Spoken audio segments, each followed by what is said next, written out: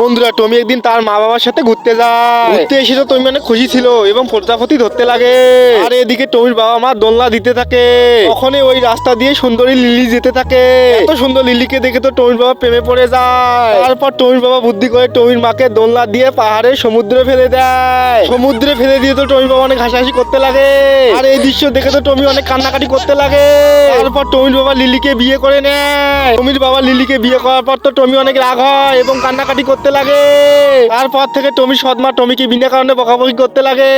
এমনকি টমিকে দিয়ে প্লেট পরিষ্কার করা, বাড়ি পরিষ্কার করা সকল কাজই করিয়ে নেয় এবং টমিকে খিদা লাগলে অল্প খাবার দিয়ে দেয়। এইসব দেখে তো টমি অনেক কষ্ট পায়। তারপর টমি মনে অনেক জেদ নিয়ে অনেক পরিশ্রম করতে লাগে।